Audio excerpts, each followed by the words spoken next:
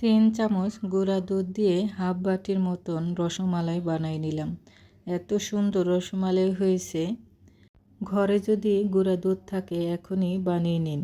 আর খুবই অল্প সময়, মাত্র 10 মিনিট সময়ের মধ্যেই এই রসমালাই বানানো যায়।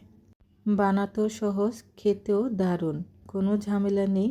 নরম তুলতুলে রসমালাই মিষ্টি। তো আসসালামু আলাইকুম, সবাই কেমন আছেন? আশা করি নিশ্চয়ই ভালো আছেন। আমিও আলহামদুলিল্লাহ ভালো আছি। আজকে 3 চামচ গুঁড়া দুধ দিয়ে বানিয়ে নিব প্রায় 1 বাটির মতন রসমালাই মিষ্টি। তো 3 চামচ গুঁড়া দুধ নিয়েছি আর 1 চামচ ময়দা নিয়েছি, সামান্য পরিমাণে বেকিং পাউডার নিয়েছি।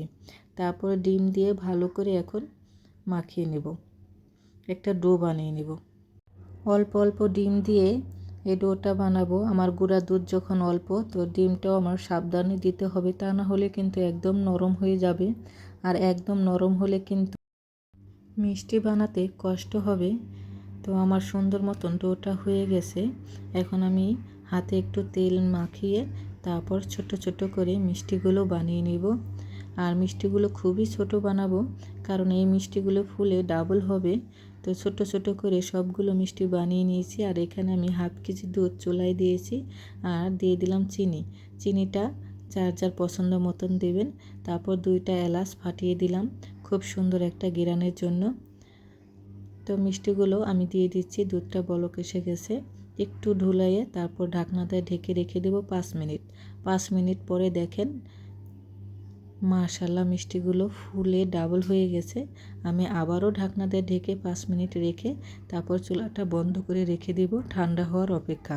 ঠান্ডা হওয়ার পরে আমি দেখাচ্ছি মিষ্টিগুলো কেমন হয়েছে। মাশাআল্লাহ মাশাআল্লাহ অনেক সুন্দর হয়েছে মিষ্টিগুলো। যদি না বলি কেউ বুঝতেই পারবে না এগুলি ছানা দুধের তৈরি না, গুঁড়া দুধ দিয়ে বানিয়েছি। সবাই খেয়ে বলবে যে ছানা দিয়ে বানিয়েছি এই রসমালাই মিষ্টি। দেখতেও সুন্দর হয়েছে, খেতেও কিন্তু অসাধারণ মজা হয়েছে। আমি উপর দিয়ে কাঠবাদাম কুচি দিয়ে দিচ্ছি। আপনারা আপনাদের পছন্দের মতন সাজিয়ে নেবেন, না দিলেও কোনো অসুবিধা নেই।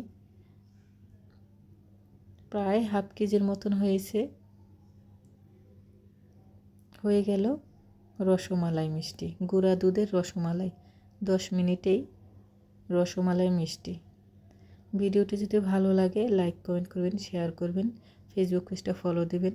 আর ইউটিউব চ্যানেলটা যারা দেখতেছেন প্লিজ আমার ইউটিউব চ্যানেলটা সবাই সাবস্ক্রাইব করবেন। নরম তুলতুলে হয়েছে আর খেতেও দারুণ হয়েছে। দেখেন ভিতরটাও রস ভরপুর। তো সবাই ভালো থাকবেন, সুস্থ থাকবেন। দেখা হবে নতুন আর একটা ভিডিওতে।